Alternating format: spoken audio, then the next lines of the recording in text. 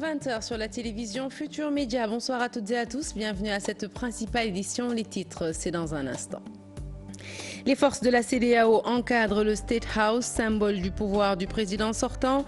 Une opération conjointement menée avec l'armée gambienne en direct de Banjul. Notre envoyé spécial Barkaba pour nous faire vivre les premières heures de l'après-Djamé. Le départ de l'ancien homme fort de Banjul fait réagir le général Mansour Seck. Selon lui, le départ de Djamé est un début de solution à la crise casamançaise. L'ancien ambassadeur du Sénégal aux États-Unis a accordé une interview exclusive à la rédaction. Les détails au cours de cette édition. Remous au Parti socialiste malgré l'injonction qui leur a été faite de ne pas tenir de réunion au siège du parti.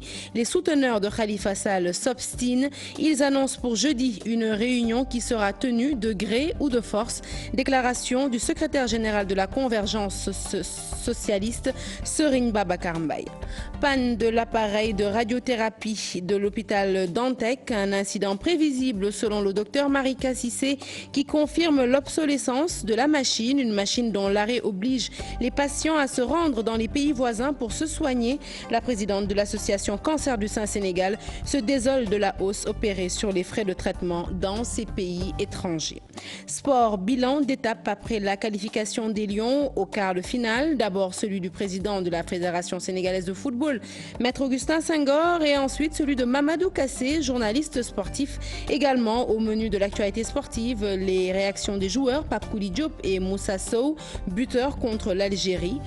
Pour ce qui est de l'invité du 20 h, sachez qu'il s'agit de monsieur Mamadou Goumbala du Grand Parti. Il sera interrogé par Antoine Diouf. Une interview que vous pourrez suivre tout de suite après cette édition. Voilà pour les titres. Le développement, c'est tout de suite.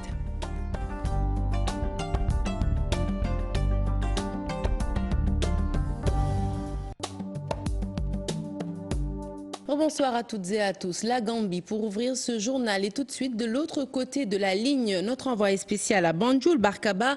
Barka, bonsoir. Bonsoir. Alors Barka, comment se passent les premières heures de l'après-Djamé et surtout l'événement que tout le monde attend, le retour de Barrow à Banjul? Est-ce qu'on a des informations à propos de cela? Pour le moment, Sarah, on n'est pas très avancé sur ce sujet. Barrow est sans doute actuellement l'homme le plus attendu de Banjul. Mais à l'heure où je vous parle, personne ne peut dire quand le président élu, désormais président tout court, Adama Barrow, depuis sa prestation de serment, va venir occuper State House, le palais présidentiel. À ce sujet, d'ailleurs, il s'est tenu cet après-midi un point de presse animé par son porte-parole, Khalifa Sall, un des leaders de la coalition, qui a tenu à apporter un certain nombre de précisions, d'abord par rapport à cette venue, annoncée sur un compte Twitter. Khalifa Sall a estimé que ce compte Twitter n'était pas le bon, ce n'est pas un compte officiel, et que il a même donné des précisions pour que les journalistes et tous ceux qui sont concernés à propos de l'actualité gambienne puissent avoir les bonnes informations à partir du bon compte. La deuxième chose, c'est qu'il y a un début de polémique qui a commencé à enfler dans certains cercles à Banjul concernant la nomination de Mme Fatoumata Diallo Tambadjan, une autre membre très influente de la coalition comme vice-présidente. Il y a des gens, beaucoup, surtout au niveau de la diaspora et des gens qui sont en Banjul, des observateurs, qui ont fait remarquer que les conditions de la nomination de la dame ne respectaient pas scrupuleusement les termes de la constitution gambienne, qui stipule que pour être nommé vice-présidente ou vice-président, il faut être âgé de 35 ans au moins et de 65 ans ou plus. Beaucoup de Gambiens estiment que la dame ne remplit pas le critère et qu'elle aurait dépassé l'âge légal requis. Khalifa Sall a dit que la coalition allait mener une enquête un peu plus approfondie pour voir la véracité de ces allégations et a tenu à rassurer que le président Adama Barrow entend se conformer strictement aux règles de la Constitution gambienne et qu'on ne saurait, lui et les membres de la Constitution, le reprocher de ne pas respecter ce qu'il reprochait à Yaya Jammeh. Merci beaucoup Barkaba pour toutes ces précisions. Je rappelle que vous êtes donc avec Moharma, nos envoyés spéciaux à Banjul, la Gambie. Nous en parlons toujours. La solution diplomatique saluée par tous. Toutefois, de l'avis du général Mansour Seck, la solution militaire était la meilleure et la moins coûteuse. Il martèle cependant que le départ de Yaya Jammeh est un début de solution à la crise casamançaise. L'ancien ambassadeur du Sénégal aux États-Unis a accordé une interview exclusive à nos reporters. Radia Talla, Younous Diatta, reportage. Tout est bien qui finit bien. La transition s'est réalisée pacifiquement, mais le général Mansour Seck aurait privilégié la solution militaire. Dans le déroulement, une fois qu'on a déployé les troupes de la CEDEAO, à mon avis, il aurait fallu quand même continuer le déploiement jusqu'à ce que la State House, qui est le palais du place, et même le village de Kalinaï soient en secret et même occupés par les militaires. Ça aurait eu l'avantage de gagner peut-être même 24 heures. Et comme je suis pilote de formation, j'ai calculé que le nombre d'heures de vol consommées par les deux délégations de la CEDEAO qui sont venues à Banjul. Ensuite, les présidents mauritaniens d'une part et Conté, qu'il y a largement de quoi nourrir la population de Banjul pendant un mois. Quid des fouilles opérées par les troupes de la CEDEAO dans certains endroits suspects de la Gambie? Mansour Seck apporte des réponses. Le nouveau président Barrow n'a pas de force encore connue et on n'est pas très sûr, en particulier des NIA, qui est le service de renseignement, et tous les autres. Parce que même si le président, le chef d'état-major Badji a dit qu'il donne allégeance à Barrow, mais on n'est jamais sûr. Il vaut mieux s'en assurer, faire l'évaluation exacte de la situation. Selon l'ancien ambassadeur du Sénégal aux États-Unis, le Sénégal et la Gambie doivent repartir sur de nouvelles bases pour raffermir les liens séculaires. Barrow, quand même avec l'aide qu'il a reçue du Sénégal et avec ses déclarations, il ne pourrait que participer à la pacification de la Gambie, en particulier s'il accepte que le pont soit construit, mais le pont sera d'abord au bénéfice des Gambiens eux-mêmes, puisque les 11 000 km² de la Gambie sont séparés une moitié nord et une moitié sud par ce fleuve. Tout le monde pense à la Sénégambie éventuellement, mais à condition que ce soit quelque chose de bien voulu et qu'on tire des leçons, n'est-ce pas, des échecs passés, mais que ce soit voulu réellement, surtout qu'on soit précautionneux et surtout qu'on tienne compte des échecs. Pourquoi il y a eu échec et à partir de ce moment-là, ce sera beaucoup plus solide, mais nous avons intérêt à être ensemble. Il ajoute que le départ de Yaya Jammeh est un début de solution à la crise casamançaise. Le monsieur qui est parti n'est pas un ami du Sénégal et qu'il a joué beaucoup un rôle sur la Casamance, le MFDC, qu'il a aidé tout le temps. Et même l'histoire du pont, il n'était pas pour, bien qu'il ait inauguré avec le Sénégal et que le président Macky lui a fait quand même le cadeau, son premier voyage à l'étranger, il l'a fait en Gambie pour montrer notre fraternité. Le général Mansour Seck s'est offusqué sur le pillage du palais présidentiel gambien par des militaires gambiens. Un acte qui n'honore pas la corporation, même si c'est le président Yaya Jammeh qui a dirigé le pillage. Tension au Parti socialiste suite à l'interdiction faite aux partisans de Khalifa Sall de tenir des réunions au siège du parti. Une interdiction que l'Union départementale de Dakar a décidé de braver ce jeudi. Selon Babacar Abambaye, secrétaire général de la Convergence socialiste, cette rencontre se tiendra de gré ou de force. Je vous propose de l'écouter au micro de Pape Faraning. C'est juste une provocation de plus. Une provocation de plus d'un groupe qui tente de prendre en otage le Parti socialiste. Mais ils ne le peuvent pas. Je pense que vous avez entendu la réaction de toutes les coordinations. Le peuple socialiste est très conscient de ce qui se passe. Et plus on avance, plus les gens sont en train de s'exprimer. Et je pense que nous avons confiance en nous, nous avons confiance en l'avenir, nous avons confiance aux militants du Parti socialiste. Et Inch'Allah, jeudi, nous allons revenir au Parti socialiste, à la maison du parti, à la maison Léopold Sédar Senghor, de gré ou de force. Que ça plaise à Tanor ou non, jeudi, on se réunira à la maison du parti. Jeudi, c'est l'Union départementale de Dakar qui va se réunir et qui est dirigée par le camarade Khalifa Ababacar Sall. On viendra avec du sable et de l'eau peut-être qu'aussi qu'on sera accusé de tentative d'assassinat. Mais nous serons là-bas, Inch'Allah, j'ai dit, et nous allons nous réunir là-bas, j'ai dit. Et puis, sachez que, joint par nos reporters, Chersey, secrétaire général permanent du PS, n'a pas voulu se prononcer sur le sujet. Il soutient que le secrétariat se réunit demain, mercredi. Voilà, même son de cloche du côté des militants à Ziguinchor. L'incarcération de Bamba Fall et compagnie fait parler des responsables du PS à Ziguinchor. Ils se sont réunis en assemblée générale avant de faire face à la presse. Ils dénoncent la situation et accusent Ousmane Tanordien d'avoir fait emprisonner des cadres du parti. Ils demandent ainsi sa démission. Leur porte-parole du jour est au micro de Boubacar Diassi. Il s'appelle Abdoulaye Mankon. Écoutons-le. Nous sommes vraiment mécontents de l'attitude de notre parti socialiste. Comment vous pouvez mettre vos propres enfants en prison? Le parti a porté plainte. D'abord, ils ont dit qu'ils ont porté plainte contre X. Et ce qui s'est passé aujourd'hui, on a vu Bamba en prison. Au début, ils ont dit que c'était des nervis. Au finish, c'est là où on présentait la carte du parti socialiste. Maintenant, on ne parle plus de nervis. C'est les mêmes camarades, ces enfants qu'il a mis en prison. On a dit on n'est pas d'accord.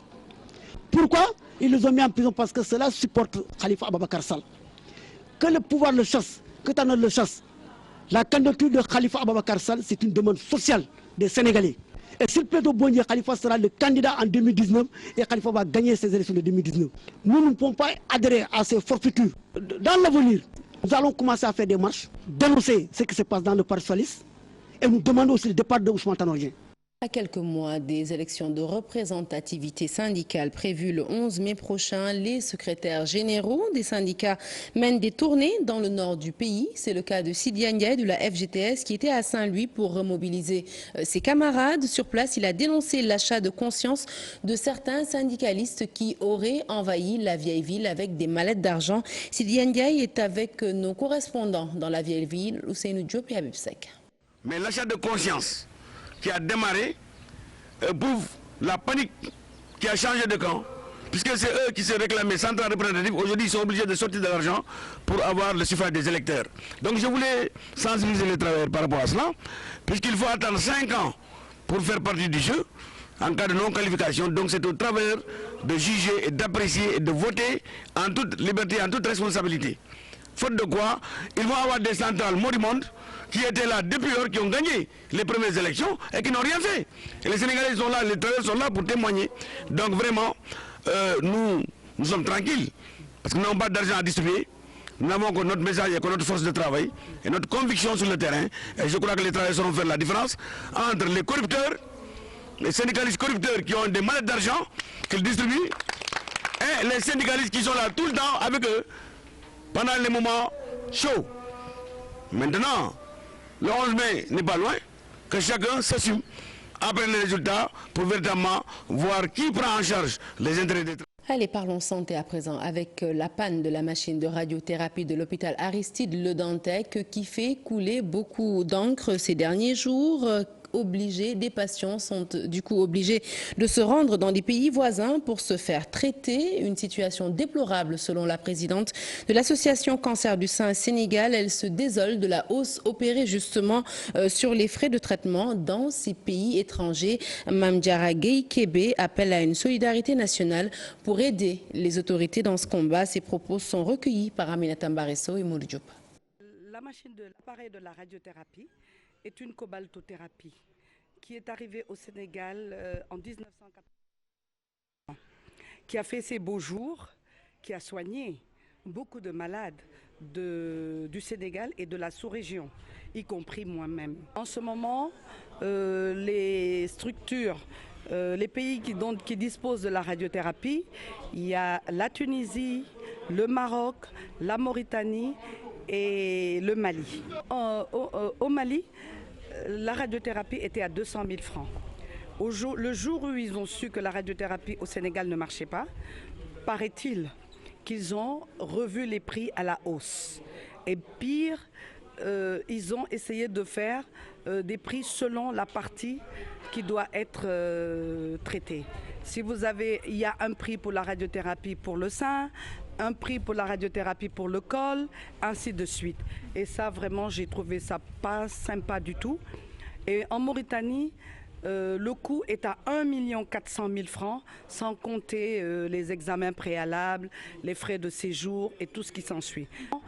Quand je pense qu'au Sénégal, quand nous étions les seuls de la sous-région à avoir la radiothérapie, il n'y avait les coûts étaient les mêmes pour tout le monde, aussi bien pour les Sénégalais que pour les étrangers. Tout le monde payait 150 000 francs. Alors c'est dommage qu'aujourd'hui, que nous soyons dans une situation qui ne nous est pas favorable et que les autres pays ne fassent pas autant. La panne de cette machine de radiothérapie de Dantec fait également réagir le docteur Marika Cissé, chef division lutte contre les maladies non transmissibles. Elle soutient que c'est toutefois un incident qui était prévisible vu l'obsolescence de l'appareil. Toutefois, docteur Marika Cissé rassure, des dispositions ont été prises pour pallier aux désagréments causés aux patients, mais il existe beaucoup de facteurs comme le transport de l'appareil ou d'autres imprévus que le ministère de la Santé ne maîtrise pas. Selon elle, toujours, il y a beaucoup de préalables à prendre en compte avant l'installation des appareils. Je vous propose de l'écouter. Elle est au micro d'Aïssa Toupaï. C'est une méthode qui je pense, n'est même plus tellement utilisée dans un but thérapeutique dans les pays développés. Alors, ce qui se passe, c'est qu'on avait bien sûr prévu donc, de changer cet appareil, qui, comme vous l'avez dit, on peut dire est passé de mode. Mais pour le changer, il faudrait le remplacer par un système de traitement, radiothérapie différent, prévu. C'est que puisqu'il allait se poser un problème en 2017, on commence tout de suite les tractations et les modalités administratives, techniques, recherche de l'appareil qui sera le mieux pour nous, ses caractéristiques techniques, l'endroit où il faut le mettre et tout. On l'a commencé depuis 2016, je crois même depuis fin 2015. En se disant que tôt ou tard, il faudra mettre à l'arrêt cet appareil. Parce que aussi, s'il faut le changer, il faut l'arrêter. Bon, l'acquisition de l'appareillage et l'installation à Daladiam a connu un retard.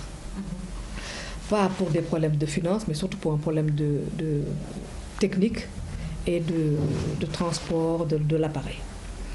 Et ça, c'est indépendant de notre volonté. Donc on décide, même s'il est prouvé que l'appareil est mort, c'est-à-dire non utilisable, nous devons aussi gérer le retour de la source de radioactivité vers l'Europe. De la santé, nous passons à l'éducation, cette fois-ci pour nous rendre à Kolda, victimes d'un fort taux de déperdition scolaire de leurs enfants. Les habitants de Karsia, une commune dans la région de Kolda, réclament l'ouverture urgente d'un collège d'enseignement moyen dans leur cité. Ils l'ont dit dans ce reportage signé Abdoulaye Diallo.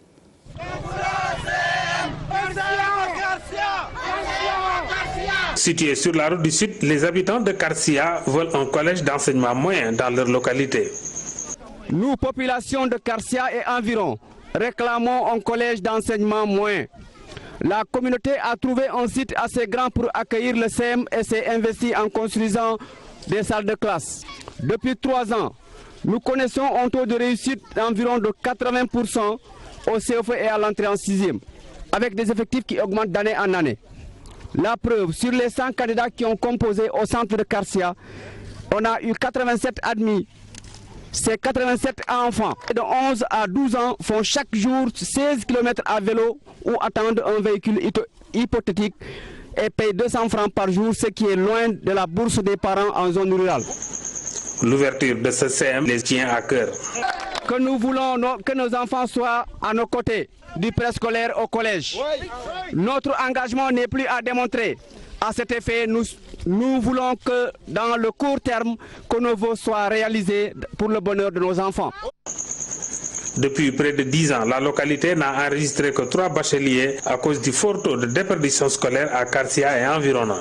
Mais en tant que technicien de l'éducation, le plus grand mal que j'ai, c'est peut-être de voir mes enfants qui ont réussi à l'entrée à 6e, qui sont partis au CM et qui nous reviennent. On a un fort taux de déperdition scolaire à partir de la 6e, la 5e. Et ça, bon, réellement, ça fait mal. Et souvent, quand vous demandez aux enfants le problème qui est posé, la réponse qui est donnée, c'est que c'est un problème soit de tuteur, ou bien c'est un problème de déplacement pour rejoindre l'école, les absences irrégulières, trop d'absences qui font que souvent c'est des enfants qui sont après rejetés, qui sont après remis dans la rue. Ils interpellent ainsi les autorités académiques et le président de la République pour la satisfaction de leurs doléances. À Tivaouane, les maîtres coraniques approuvent la politique de modernisation des Daara, déclaration faite à l'occasion de la journée des Daara initiée par les anciens pensionnaires des Daara de Serigne Mansour Sy Borom Daradji à Tivaouane, occasion pour ces derniers de plaider pour l'adoption de ce projet de loi qui, selon eux, tarde à se matérialiser. Cheikh Anta Diop et Saïla Tire. Tivaouane, la cité religieuse, ils étaient tous là, les anciens pensionnaires des Daara de Serigne Mansour Sy. Cette journée, initiée par les disciples de Borom Daradji, a été une occasion pour ces derniers de revisiter la vie, l'œuvre et les enseignements du 4e khalife des Tidjanes. Ces Serigne Daara et autorités ont vivement remercié le chef de l'État par rapport aux réformes apportées dans la modernisation des Daara. Sénégal nañ yeesalaat seen gis-gis ci daara. J'insiste sur la nécessité pour les Sénégalais d'épouser une autre vision favorable à la modernisation des Daara, ce avec l'implication de toutes les forces vives, principalement les Serigne Daara, aux côtés de l'État. Serigne Daara bi xoolaat boppam, société sénégalaise xoolaat boppam, État bi xam ni Daara amuñu lu ko gën. Ces maîtres coraniques attendent avec impatience l'adoption de ce projet de loi. Et cela permettrait sans nul doute l'intégration des écoles coraniques dans le système éducatif. Inch'Allah, le projet arrivera à l'Assemblée pour être voté. Les enseignements, le programme que les Daara doivent fournir aux enfants, la protection sociale que les enfants doivent jouir au niveau de ces Daara, parce que ces enfants-là doivent être protégés. C'est une obligation pour l'État maintenant d'intervenir dans les Daara, en termes de capacitation sur le plan éducatif, en termes de moyens, en termes d'accompagnement du Daara. Et il y aura les Daara modernes, les Daara... Accès à l'eau potable et à l'assainissement. Rufisque va bientôt bénéficier d'infrastructures dans ces secteurs. Une annonce du ministre de l'Hydraulique et de l'Assainissement en visite dans la localité. Des mesures magnifiées par les autorités et surtout les populations longtemps préoccupées par l'accès à l'eau et l'assainissement dans la ville. Ousseynou Thiam, Biradiagne. Longtemps confrontés à des difficultés liées à l'accès à l'eau potable et surtout à l'assainissement, les populations de Rufisque peuvent nourrir un brin d'espoir. En effet, le ministre de l'Hydraulique et de l'Assainissement, en visite dans la vieille ville, annonce des mesures à court et long terme. Rufisque est confronté dans certains de ces quartiers à des problèmes de restructuration. C'est des quartiers donc à habitation spontanée, donc dépourvus d'aménagement, surtout en matière d'urbanisme. Au niveau du ministère de l'Urbanisme, il est prévu donc la restructuration de ces quartiers-là et nous allons travailler donc en parfaite harmonie pour pouvoir faire l'aménagement nécessaire en termes d'assainissement et surtout pour les eaux usées. Ainsi, nous allons pouvoir en tout cas procéder à l'allègement en tout cas et à l'amélioration du cadre de vie des populations. Des mesures bien appréciées par les populations et les autorités locales longtemps préoccupées par l'accès à l'eau et le problème d'assainissement de la localité. Oui, on est soulagé, ne serait-ce qu'ils soient là pour constater de visu ce qui se passe réellement sur les lieux, donc c'est un soulagement. Aujourd'hui, il nous met en place un programme de 1 milliard qui n'a pas été prévu dans le budget et un programme à court terme par rapport à des réalisations qui va juste régler tous les problèmes des populations de Colobane Gourmou dans leur globalité. Avec ces projets d'assainissement annoncés, Rufisque pourrait tourner le dos au visage peu reluisant que continue de présenter la ville avec ses 14 km de canaux à ciel ouvert et ses nombreux quartiers sans réseau d'assainissement. Et puis retenez ce nom, Batiaï Femmes Diola, une organisation regroupant des femmes de la diaspora ressortissantes de la Casamance qui organise une caravane destination Paris, Dakar, Thiès, Ziguinchor. Objectif, créer un cadre d'échange socio-culturel. Les fonds récoltés durant cette caravane seront mobilisés dans la campagne pour le maintien des filles à l'école et la construction de latrines dans les écoles. Écoutons à ce propos Ndayaram Gueye, elle est membre de l'association, elle est au micro d'Ibou Diouf. L'association Batia, c'est une association diaspora de femmes Diola basée en Europe qui organise une caravane Thiès, Dakar, Ziguinchor du 12 au 18 février. Cette activités prévues sont une conférence sur le décrochage des filles à l'école, une foire artisanale et économique, consultation gratuite. Les activités à Dakar, c'est le 12, au Cercle Mess des officiers. Et à Ziguinchor, c'est le 18. Et à travers ces activités, nous faisons également la promotion, la culture à travers, le cousinage à plaisanterie entre Serer et Diola.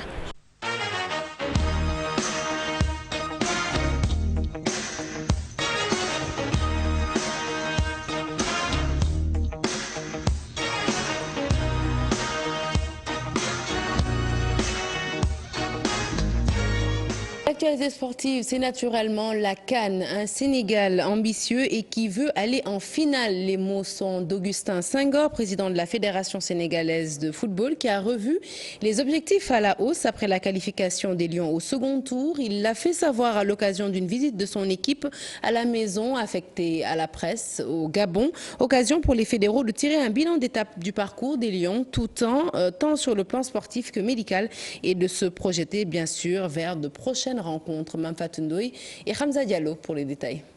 Accompagné d'une forte délégation, Augustin Senghor a rendu visite à la presse sénégalaise, essentiellement basée dans un hôtel de la place ici à Franceville.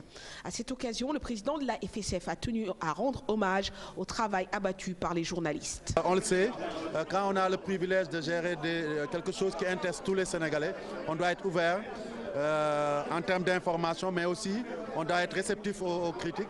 Et moi, je dois saluer aujourd'hui cette capacité de la presse sénégalaise à faire son travail d'accompagnement de la fédération et du football sénégalais, mais aussi son travail de sentinelle des intérêts du football sénégalais, et ça, il faut le saluer.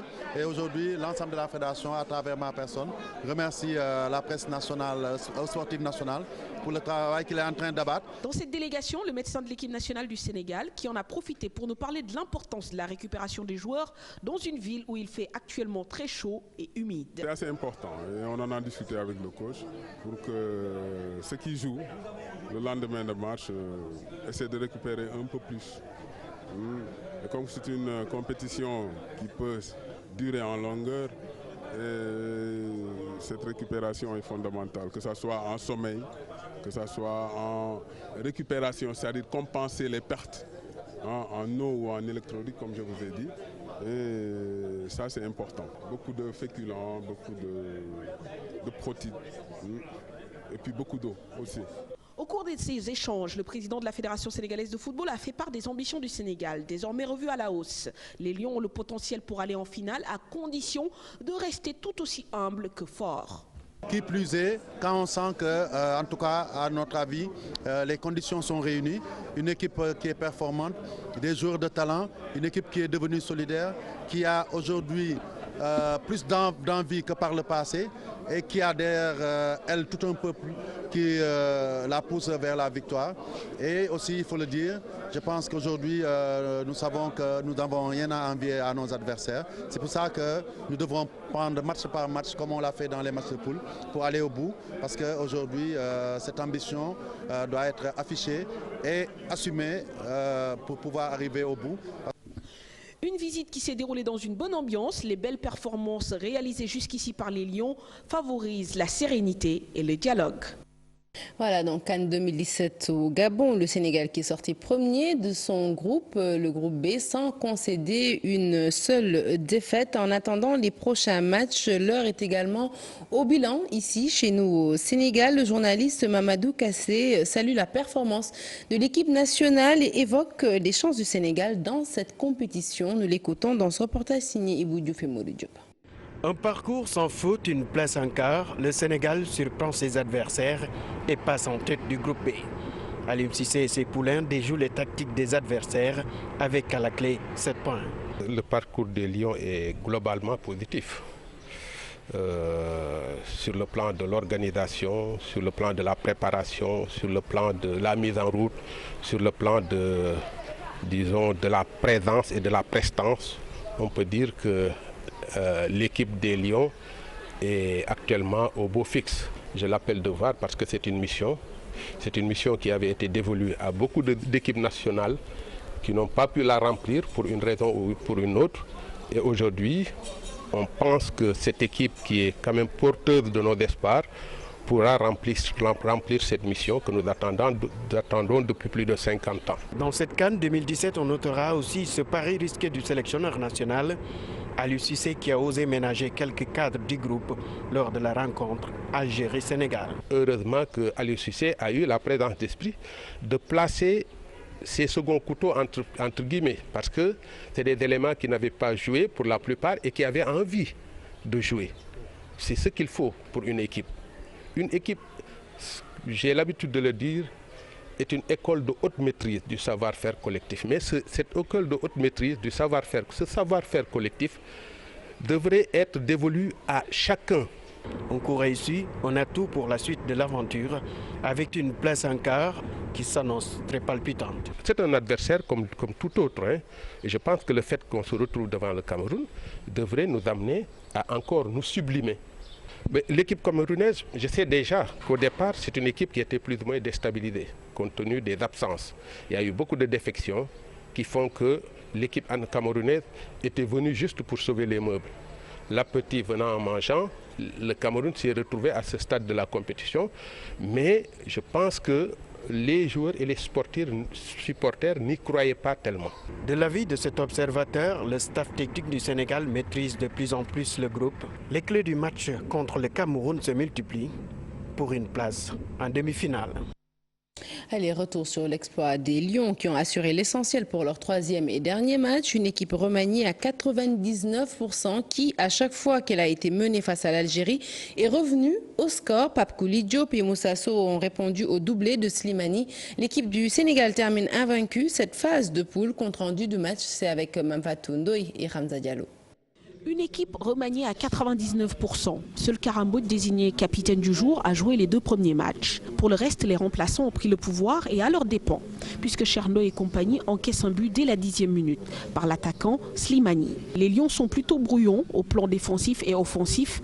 Approximatifs dans les passes, le manque d'automatisme se fait sentir. Les Algériens ont quelques opportunités qu'ils ne convertissent pas et les Lions ne lâchent pas. Bien leur en a pris. Juste avant la pause, Pape Kouli Diop égalise pour les Lions sur une frappe à l'entrée de la surface de réparation après un centre de Saliou Ciss mal dégagé par la défense algérienne. En deuxième période, on vivra 15 premières minutes exaltantes avec Slimani qui fait de nouveau trembler les filets. À la 52e, l'attaquant des Fennecs, bien servi par Mahrez au deuxième poteau, contrôle la poitrine et ajuste Khadim Ndiaye d'une frappe dévissée qui entre dans le but malgré le retour désespéré de Chernoé. Mais les Lions n'auront pas le temps de douter puisque Moussa Sow égalise dans la foulée. L'attaquant sénégalais récupère un ballon à l'entrée de la surface algérienne après un tacle de Mondi sur Ismaïla Sarr. Il ne se pose pas de questions et décoche une frappe à ras de terre qui trompe Assela. Plus rien ne sera marqué jusqu'à la fin de la rencontre, même si les deux attaques ont eu de nouvelles opportunités. Les Lions confortent leur première place dans cette poule B, tandis que l'Algérie sort de cette compétition avec 0 victoire au compteur. Écoutons à présent les réactions, celle d'un joueur algérien, Mohamed Ben Yahya, et celle de Mohamed Ndiamé, les Algériens évidemment déçus après cette élimination prématurée. On savait déjà, comme vous l'avez dit, qu'on était qualifié, donc voilà, on avait quand même à cœur de gagner ce match. Malheureusement, on a fait un match nul, mais dans l'ensemble, on est satisfait. Ça a été un bon match. Ça va être un match compliqué, une équipe du Cameroun, on sait que ça va être une grande bataille, donc on va se préparer, on va savourer ce soir et se préparer pour ce match. On n'a pas le droit de se faire éliminer dès le premier tour et surtout de ne pas avoir gagné un seul match, c'est ça notre regret. Maintenant, on a fait du mieux qu'on pouvait et sur cette canne-là, il nous a manqué un ingrédient pour gagner des matchs. Il y a des points négatifs qu'on doit prendre du premier match et essayer de l'améliorer dans le deuxième match et c'est comme ça qu'on doit progresser au fur et à mesure des matchs. Maintenant, dans une compétition comme la Coupe d'Afrique, on n'a pas de temps. On doit être prêt directement. Fin de ce journal, merci de l'avoir suivi. Prochain rendez-vous de l'information, le tout en images à 0h. L'info qui continue sur votre site www.igfm.sn. Tout de suite, je passe le témoin à Chérif pour Permanence. Rebonsoir Chérif. Rebonsoir Sarah Cissé, merci beaucoup pour toutes ces informations. Rendez-vous demain pour le JT de 20h. Dans un instant, c'est Antoine Diouf qui prend le relais, lui aussi, pour l'invité du 20h. Et on va parler politique puisqu'il reçoit Mamadou Goumbala du Grand Parti.